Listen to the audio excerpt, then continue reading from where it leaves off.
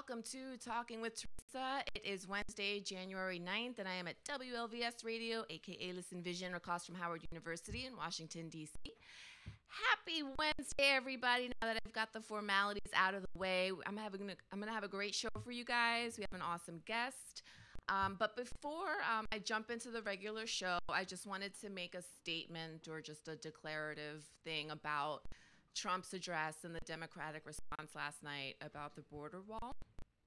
And I kind of just wanted to play a game that goes, if I was a Trump supporter, these are the questions that I would ask, right? So let's just pretend for the sake of argument that I love Trump. I can't wait to make America great again. And I think the border wall is a wonderful idea. Here's a question that I would hope people ask, right? I found an article where Rick Perry, who's a Republican who served as a Texas governor for 15 years and is currently in the Trump administration as a Secretary of Energy, what he had to say, because he was the governor of the most counties in the United States that bordered the U.S.-Mexico border. Can we just pull up that map real quick? So this map shows every county in the different states that go along the U.S.-Mexico border. And if you can see, Texas has the most counties. And so what Rick Perry was saying, was that if you really want border security, a wall is going to take 15 years just for his state. And the real cost would be about $30 billion, not $5.1 billion, right? So what he suggested, and this is a Rick Perry Republican person who was the governor of who basically is the one person in the United States who is in government who seems to be an expert on the wall, right? He said, what we need is fencing, surveillance technology, and boots on the ground. And I feel like those were some of the suggestions that were brought up by the Democrats last night after Trump's address. And so if you're really a Trump supporter and you're really, really in favor of, preventing those terrible Mexicans from getting into this country, why wouldn't we listen to the one politician who probably has the most knowledge? Like, I would take Rick Perry's word over Nancy Pelosi's word because he was the governor of Texas. I mean, he may be politically opposed to me on a bunch of other different issues, but I don't know the Texas-Mexican border the way Rick Perry does. And so I am going to take what he says with more weight than I will give to, a billionaire tycoon who is now president, but doesn't really seem to be listening to any of his advisors, right? Because there are Republicans who are also in favor of the Rick Perry approach. So I kind of want to throw out that little soundbite. I'm even going to tweet the president and be like, instead of the Trump shutdown, how about the Rick Perry approach, where we kind of be really strategic, put all our resources in one place? Because here's the other question I have. If I'm a Trump supporter, Mexico was supposed to pay for this wall. And I know that he said they're going to be paying indirectly through the new trade agreements that Trump negotiated. But it's going to be taxpayers' dollars until then that pay for the wall. And so is there going to be language in the trade agreement that explains how taxpayers are going to get a refund for the $5.1 billion? Is it going to be the same families who are currently right now being furloughed? And, is there going to be some language in the trade agreement that gives the contractors who aren't going to get back pay some reimbursement? I mean, if we're eventually going to get that money back, I think I would like a better idea of how we're going to get that money back. Is it that I'm going to pay for the wall right now, but then in 2 generations, my granddaughter is going to get a nice refund check in the mail? How does it work if we're paying up front and Mexico's indirectly paying through a trade agreement that has really nothing to do with the wall? So are we now injecting the wall into foreign policy of trade? I'm just really confused, Mr. President, as to how that works. I don't understand. And God knows I want that wall more than anyone else in the world. Probably beside you, I would be right there with the shovel. You know what I'm saying? Just putting shit down. But how is it going to work? How is Mexico really going to pay for it through a trade agreement? And here's the other thing. why are we getting into trade agreements with Mexico if they're not, ponying up for the wall?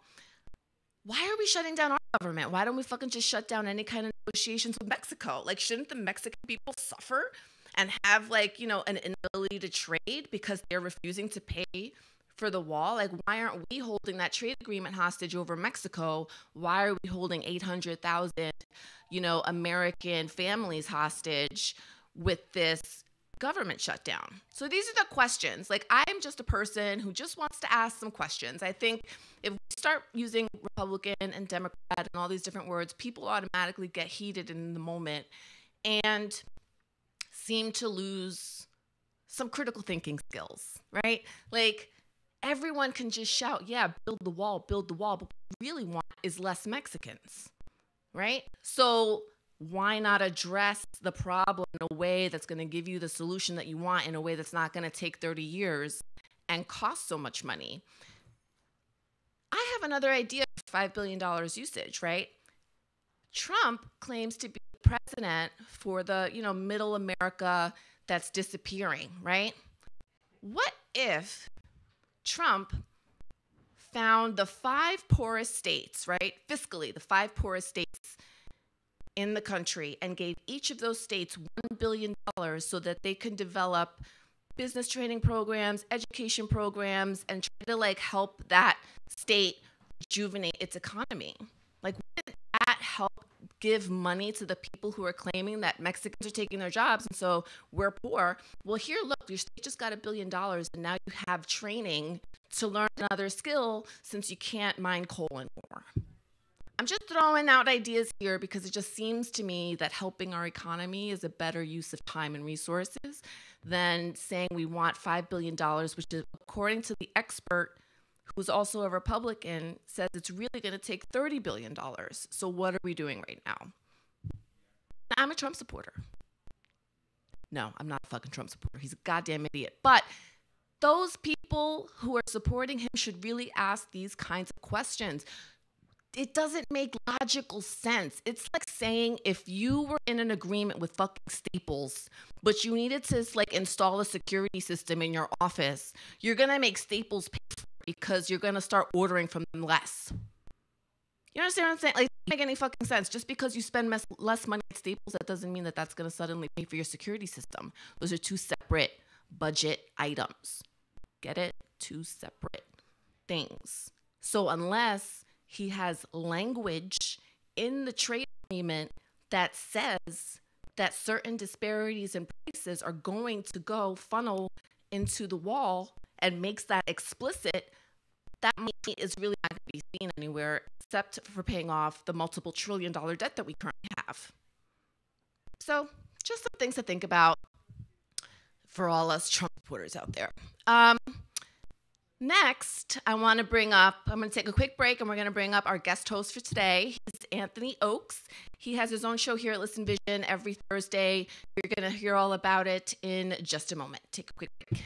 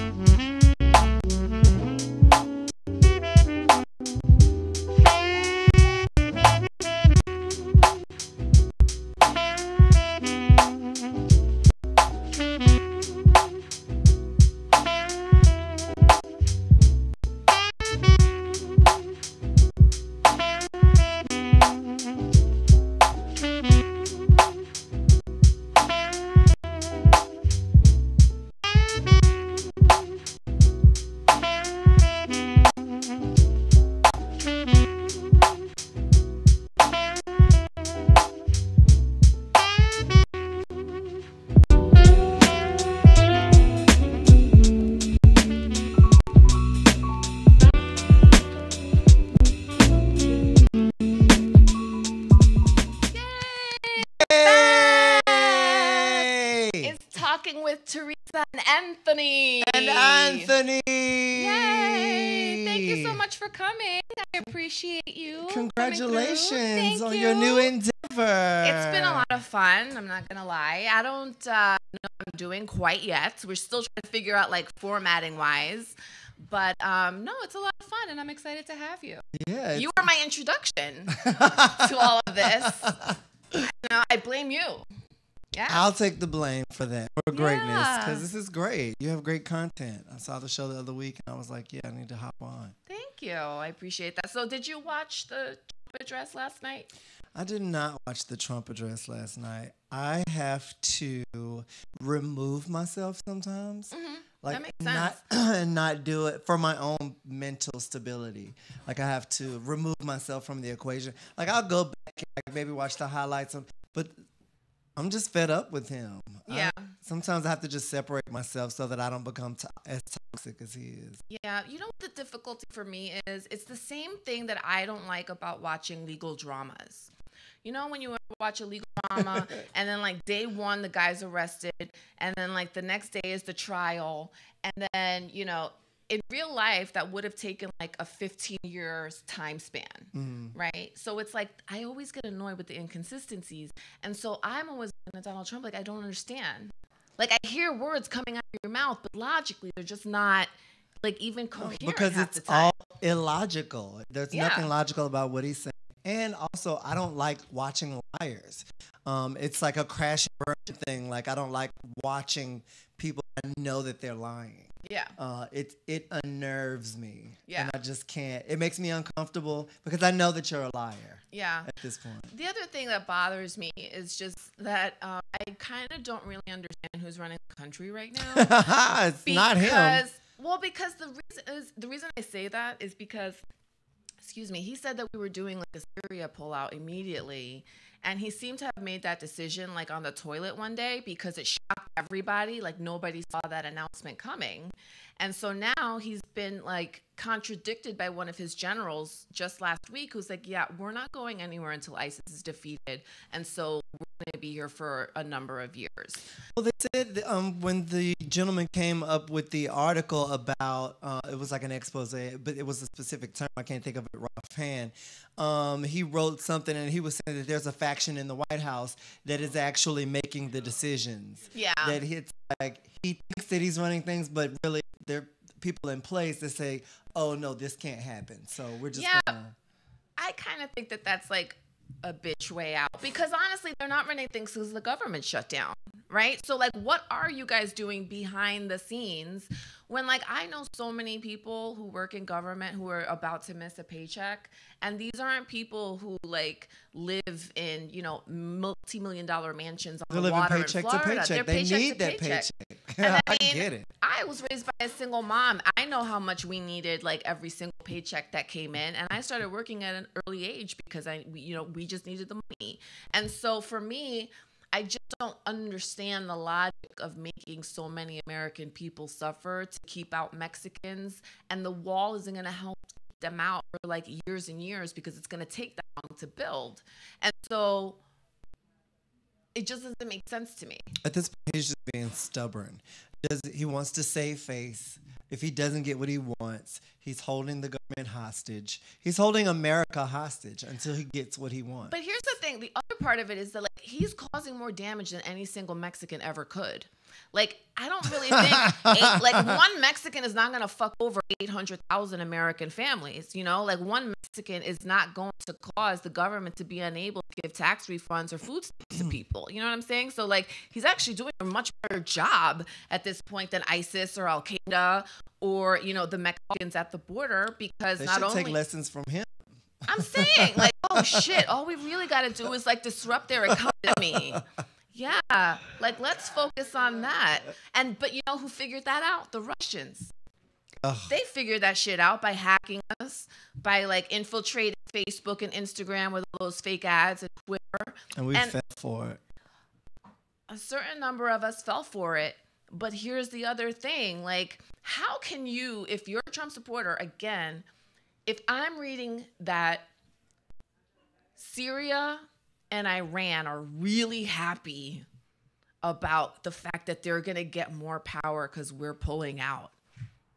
doesn't that scare the fuck out of anybody? Like, I don't understand, like, why a Republican who's, like, super conservative and pro-America would be like, yeah, let's give our enemies more power. Like, I don't understand. I think that the one thing that I stopped doing It's trying to was trying to understand. Yeah, one thing I learned early in life is that you can't rationalize someone else's insanity. That's true. You can't. And also, insanity is doing the same thing over and over and over again, expecting different results. I'm not going to continue to listen to Trump do the same thing over and over and over again. And that another outcome is going to happen. Yeah. The same. He's going to lie because he's a liar, and that's what liars do. When people show you who they are, you believe him. He has shown us that he is a liar. He's untrustworthy. He's going to continue to be who he is until someone prevents him from allowing who he is to affect this country. Yeah. I mean, I really am everyone is like, oh, what's the alternative? Mike Pence?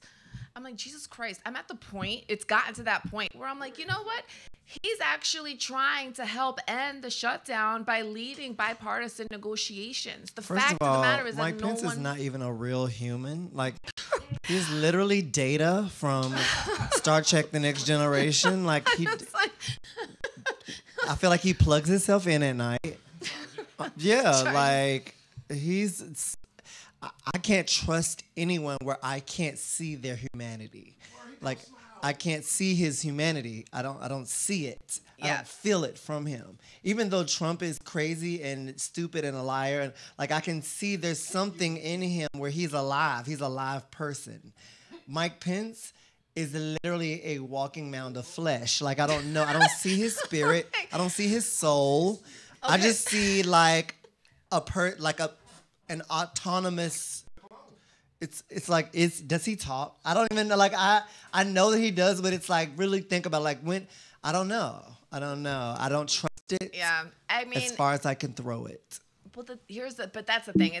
It's one bad option or another, and right now we're with the option that we have, right? And so my only thing is, if we're gonna be supportive of our president, right? Because we respect the office in the country so much that we're gonna support what the president wants. Here's another idea: why is he only asking for $5.1 billion?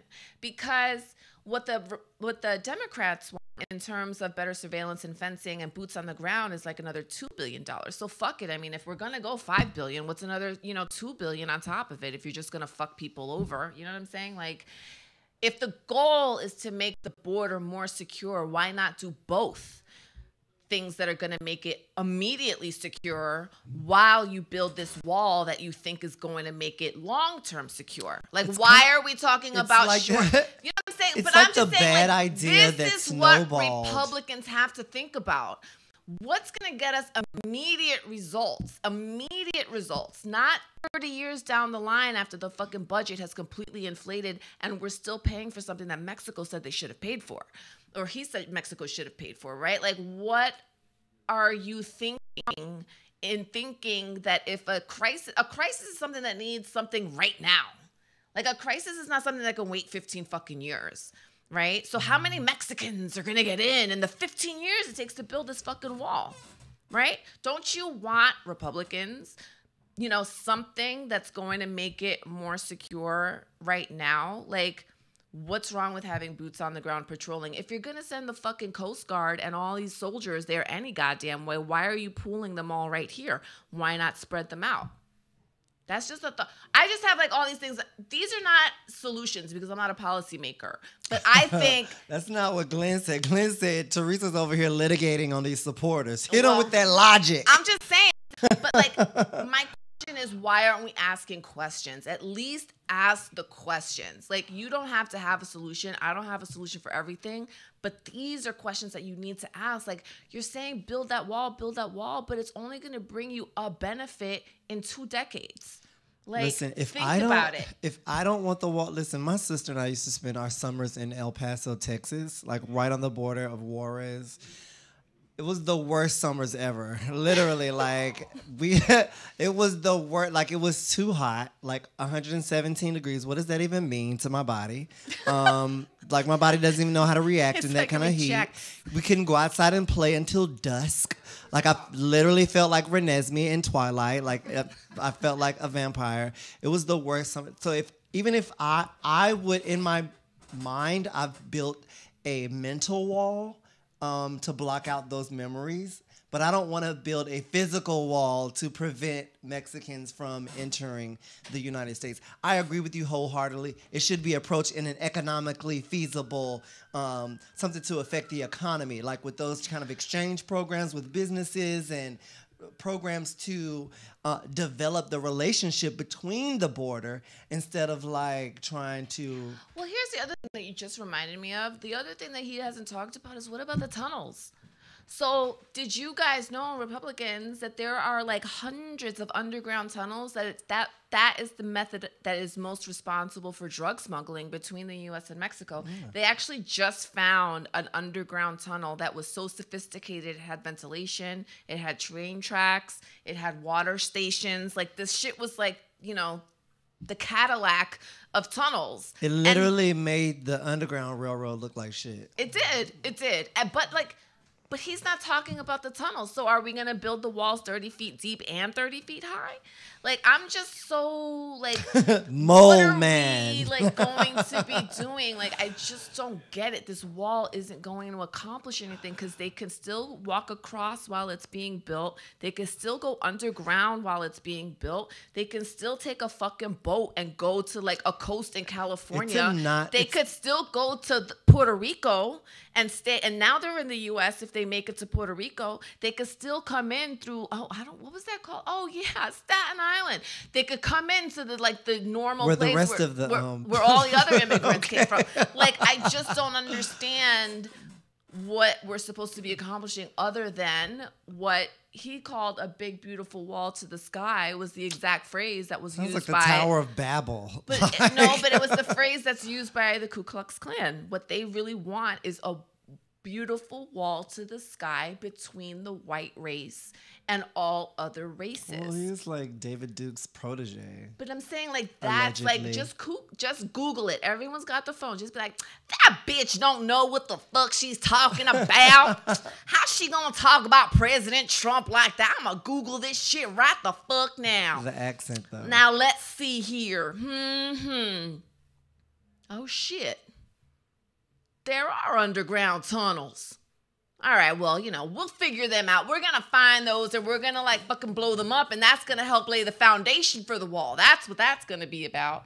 Like, let's see. Oh, they could get on boats. That's true. But those motherfuckers can't swim or anything like that. You see them drowning all the time. So, like, there's just, like, so many things that people just don't want to know, because they're not even trying to know. And for the Hispanics and the black people who support Trump, you do know that you're going to be on the other side of that fucking wall eventually also, right?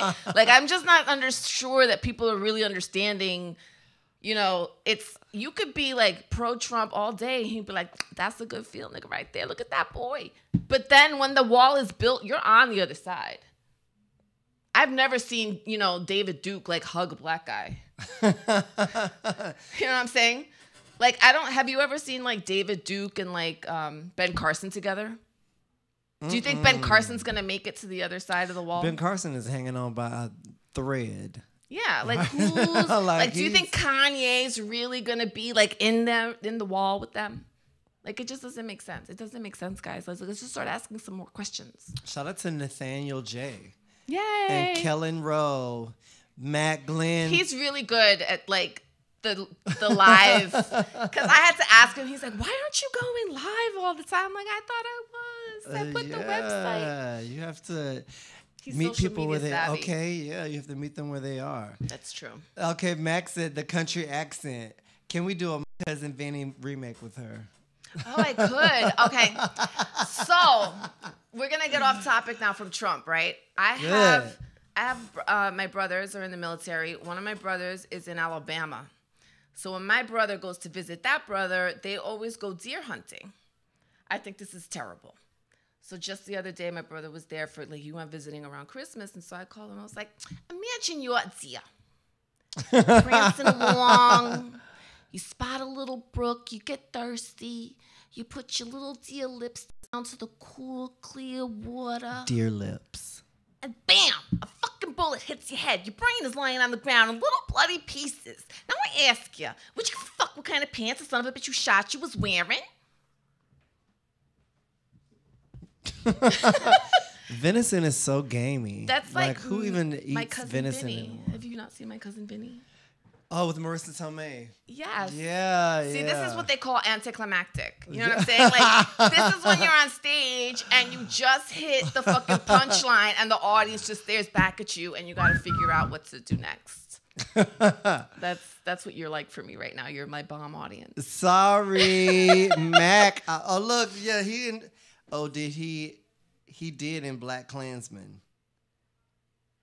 Oh, yeah, with the black guy. Has anyone ever seen David Duke with the black guy? Yeah, that was a mistake. Oh.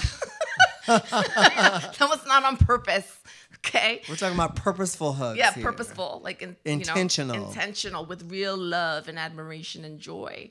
And respect. Speaking of joy, have you seen Tidying Up on Netflix? I have not seen Tidying Up because I don't want to experience the guilt that comes along with not tidying up. It's not guilt. It is so cool. This woman, Marie Kondo, I know we have the picture of the promo shot for the show on Netflix. If we could pull that up real quick. Yeah.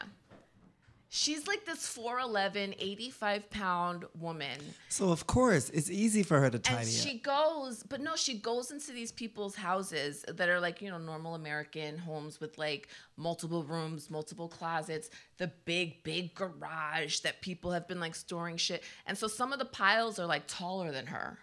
And she goes and she's like this perky woman and she's like, don't worry, your life is going to get so much better. Like once you tidy, and then you just see, and they're all couples, and you just see these couples like bitch each other out, get really pissed off. Like one dude didn't want to fucking let go of a rusted mailbox. Some of them are hoarders. Yeah, like some of them, but then like throughout the process, you see them like, get along more.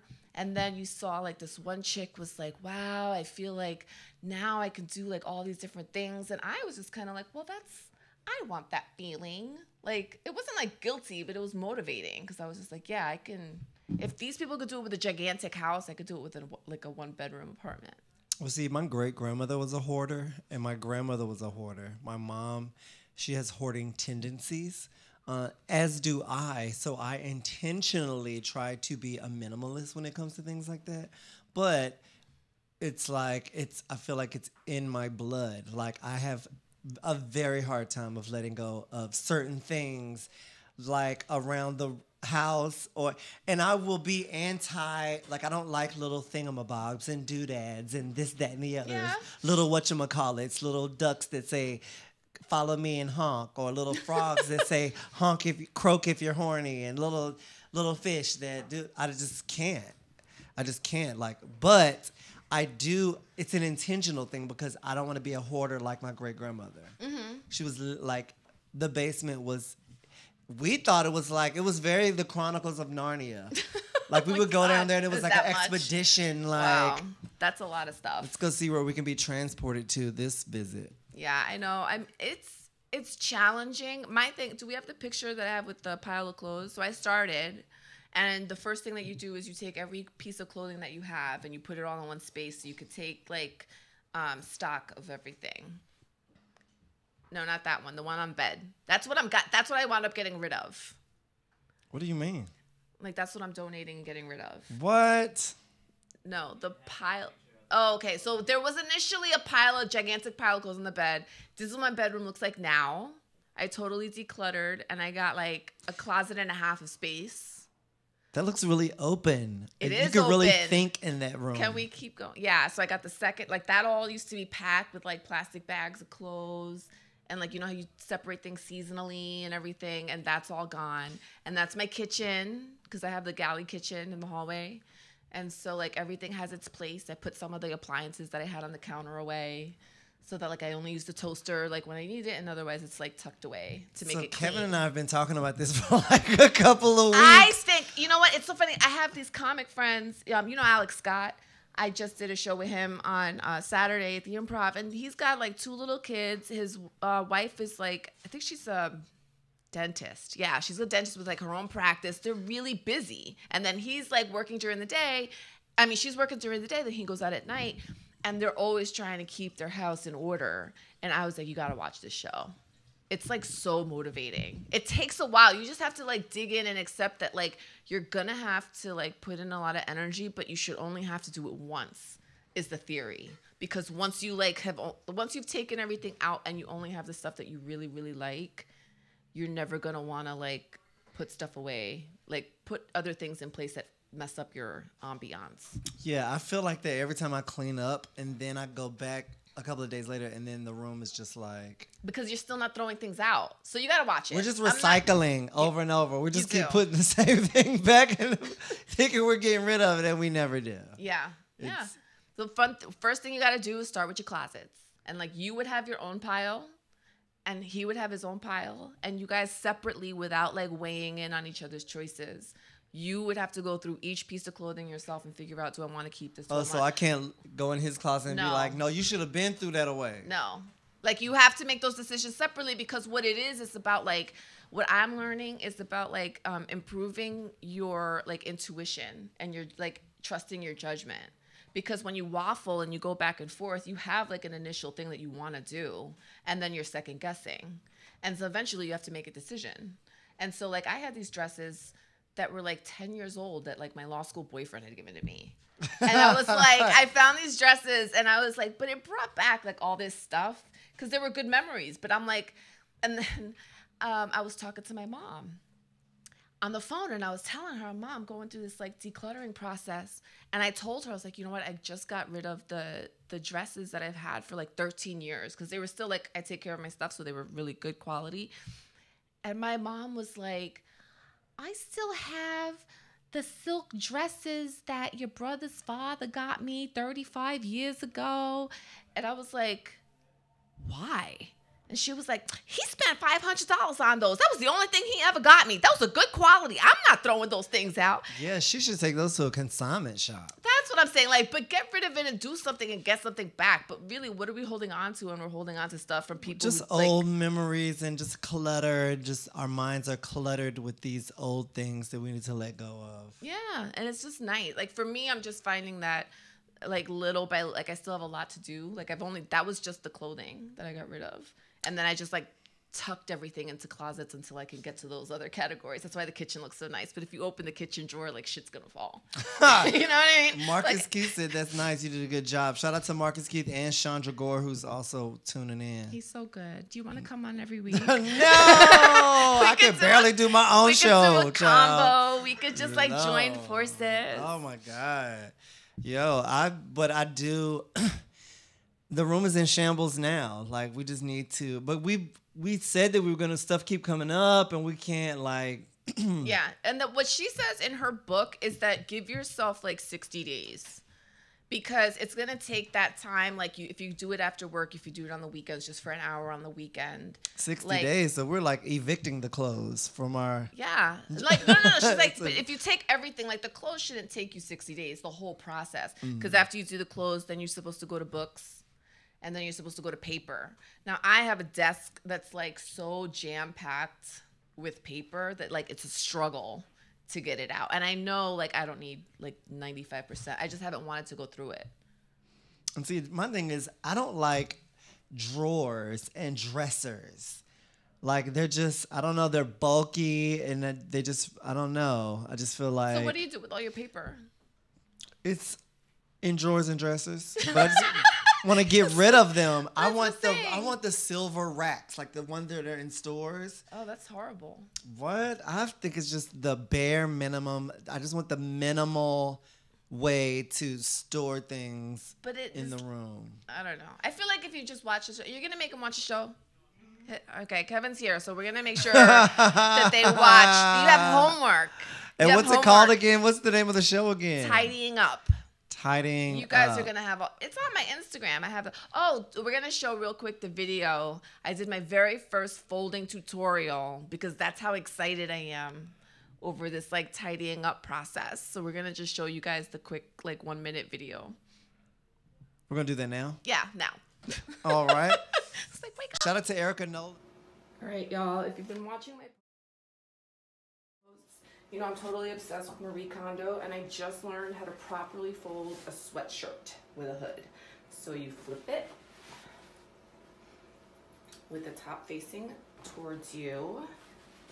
And then for the sweatshirt, you only fold in a little bit, not all the way halfway. Bring the sleeve out and then go like this.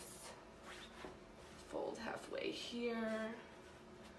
Bring the sleeve out and go like that. So you have like the triangle shape.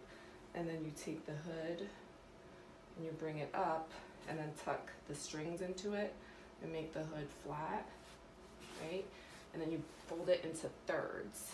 1, 2, 3. Tuck it. And I have folded a Marie Kondo sweatshirt. Yes. I've been told that this is not the proper folding technique. What? I think that's bullshit. Teresa, I totally no. think Jeremy said that because that he used was to work legit. at Gap. Now, okay, but that's American. We're talking about the Japanese feng shui shit that's gonna get my life together. That's what I'm investing in. it looks very compact. Thank you. It looks It very was, compact. and you can stand it, but the concept is like when you stand it, you can see what you have, as opposed to like having to lift t-shirts and like trying to search. The way she does it is like you open the drawer and like all the t-shirts are stacked, so you can see like if they have a logo, you can fold it so you see what the logo is and all that stuff. But the visual merchandiser in me was just like itching to fold it a different way. Only because like I used to do visuals for J. Crew, and like I just when you were folding it, like I just wanted to go inside of the TV and be like, no. But it was very. You should pack like that too. You can pack the sweatshirt. You like save that. space. Yeah, and that's why like it's like rolling your jeans for your suitcase. Do you ever do that? How do you pack your suitcase away? Well, I normally used to be a very sloppy folder, but now I'm gonna be better. But like literally everything, it's all about making it into like a small rectangle. So every folding technique eventually gets you to a small rectangle, be it like a tank top, jeans, the sweatshirt, and then you stand it. That's like the concept behind it, so that you can easily like make a decision instead of like rummaging. It's like Doesn't that origami sound for your wonderful? clothes. It is. It's like origami for your clothes. I get it. And you just tell the clothes how much you love them, and you're like, "Thank you so much for supporting me." Tell you the clothes how much you love them, and then you give them away. I do give them away. And you know what? Share the love with someone else. Share the love with someone else. You know what? In my mind, like I used to have this really nice coat from law school. I bought it. I have this a trench coat from the Gap that was like still in pristine condition, but I had that thing for 14 years. Like after 14 years, I'm a little tired of the style. So like in my mind, I like to, because I donated it to the church down the block. So I'm like in my mind, I would love to like imagine like this younger girl, like just looking at it, needing a trench and like rocking it. Like I hope I see somebody rocking my trench coat and knowing that it went to a good home. You know what I mean? Like you can't have that kind of attachment where you're so selfish, because that's not healthy. You should donate it to the trench coat shelter. Like that's what you sound like. Oh my God. Like I want to. If I give my dog away, I want it saying. to know that it's going to a great home. You I'm know, just like with people that saying. love it. Or you can just like jazz it up. Like if you, I would. Some things are just classics. You know what I'm saying? Like trench coats. If you're getting tired of it, throw some patches on it. Change the belt out. Put some buttons on the collar. This is why you need to watch the show, because I can tell you don't throw shit out. No, all of it needs to be refurbished.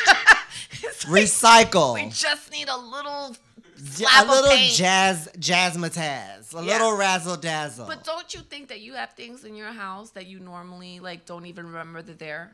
Don't you think you have things that you've forgotten about? Of course. So that's what I'm saying. Yeah. Like go through, declutter, remove the We're excess. gonna make a habit. I mean, we're gonna make a watch point. it. You're gonna watch the show.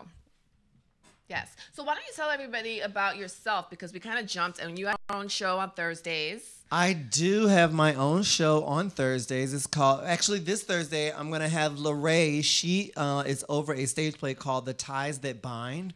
Her and a few of her castmates and other people that are going to be on the show are going to come in tomorrow. We're going to talk about the show. Hopefully she'll sing a little rendition of something that's going on with the show. But I've been doing it for almost, a year and a half, 2 years now.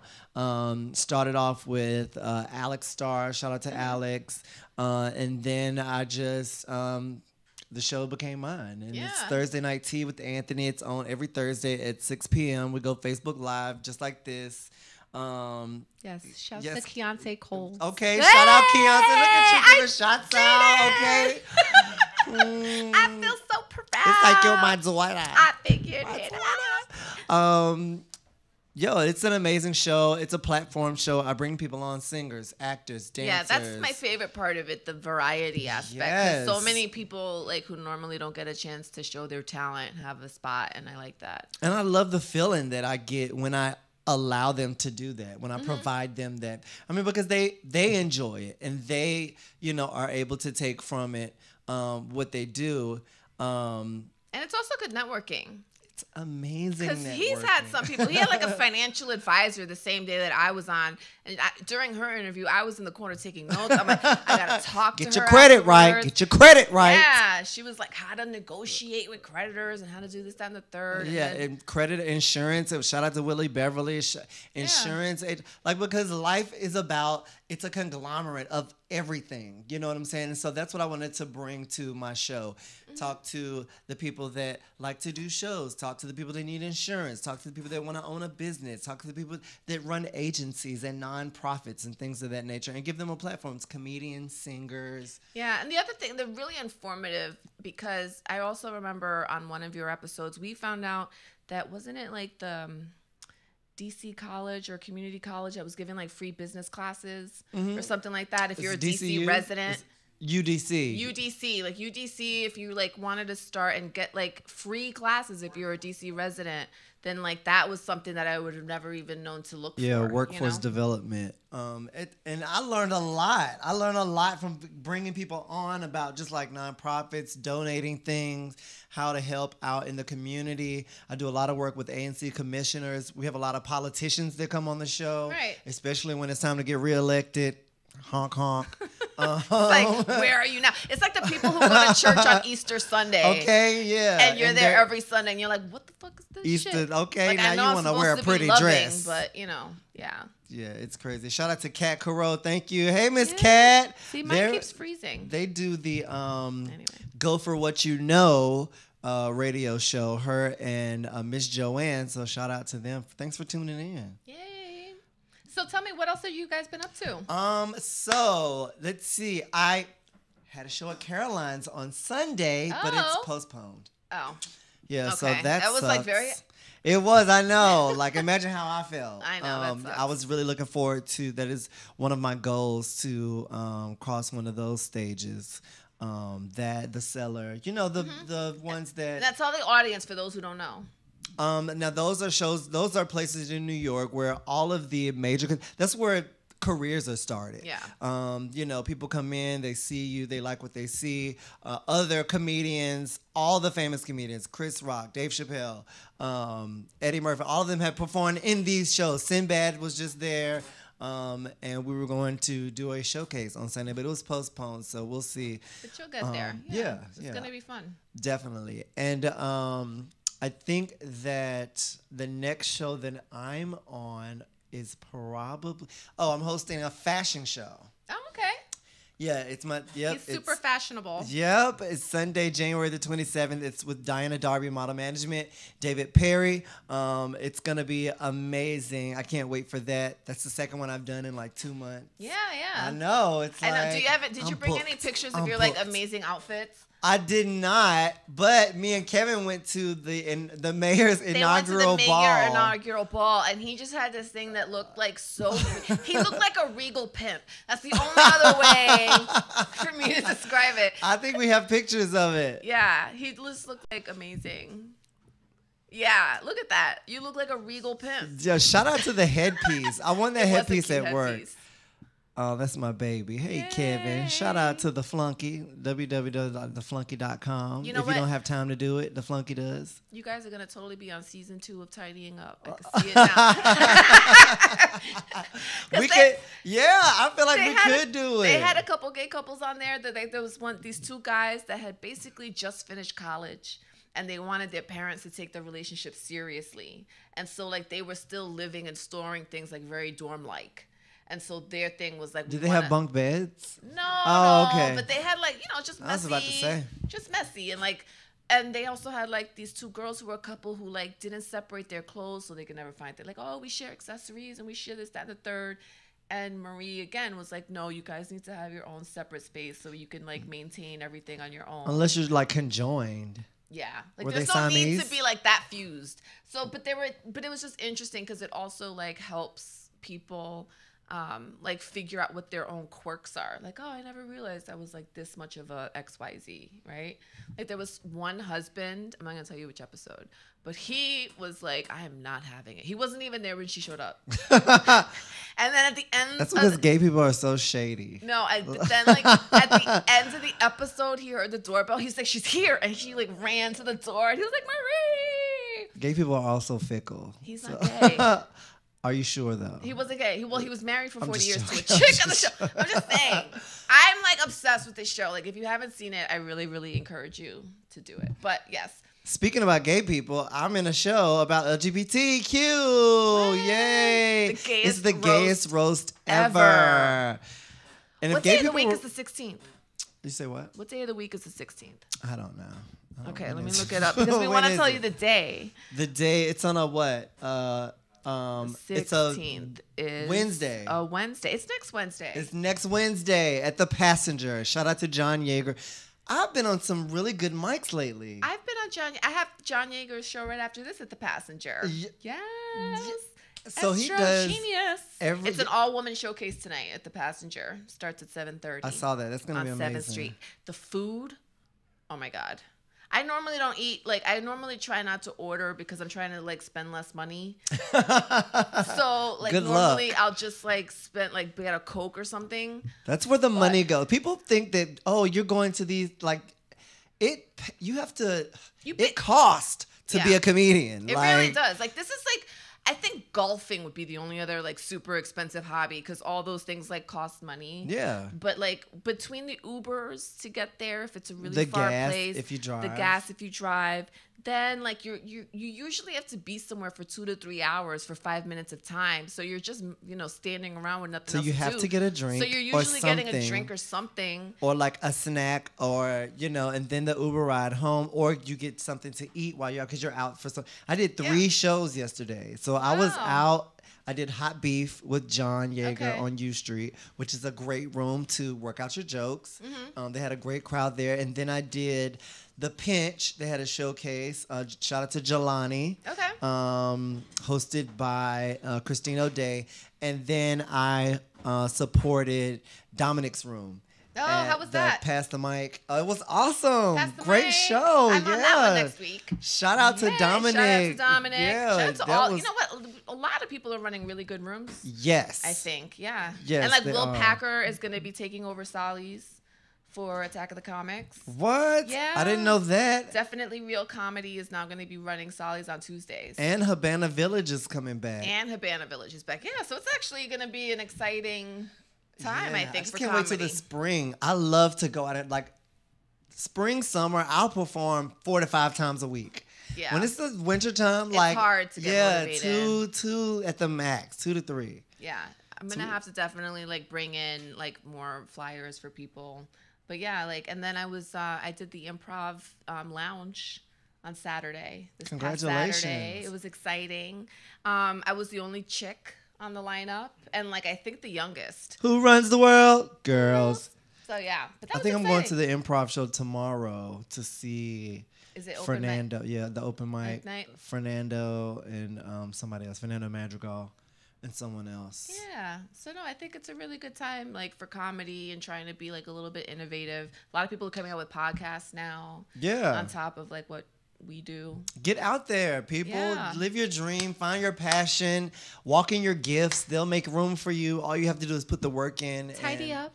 Yeah. Tidy up Oh, your you life. Tidy up your mind. But you know what? The other thing too I find is that like it looks so pretty that if one thing now is out of place, I like run to it and take it out because I'm like, you're fuck. Like this is the first time my shit looks like a magazine, so I just want to like. It did look very magazine-esque. Even if I like, because I'm trying to be minimal and not have like so much crap like out, and I am the trinket person. As we're talking, I'm envisioning our room in my head, and it's just disgusting. It's like the antithesis of what you're talking about. Yeah. And I feel guilty. That's why I don't want to watch that show. I don't want to live in that guilt. It took 3 days to do it, honestly, because it was tiring, but it was worth it. And then, so you have Jaeger's show next week. Yes. And then 2 weeks after that, on the 23rd, is my birthday. Oh, so what are you going to do? Well, I'll be here, and I got Mike Quinlan coming in from Baltimore. So he's going to be my co-host, so that's exciting. And Maybe I can bring a cupcake or something. Yes. We have to have I have so many party hats. Remember we had that party for Kevin a couple of weeks ago? Yes. I have so many leftover hats and... Okay, we're running out of time, but very quickly, I want to tell you guys that I went to their house to hang out, right, around the holidays. And I never go out, but I was like, I love them so much.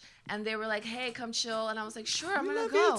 It's going to be this great opportunity to just relax. And then they had this guest who was just like, man, you know, my life has been really hard now that I sit and think about it, you know, shit. I've been through it, you know. There's been like crime and drugs. You know, drugs, they kill. I was just like... Like the one time I go out to relax, I was like, do you have some Valium or something? Because I don't think this shit is working. It was so crazy. It was beyond. I did pull them aside though, and I was like, look, it's not the type of party that...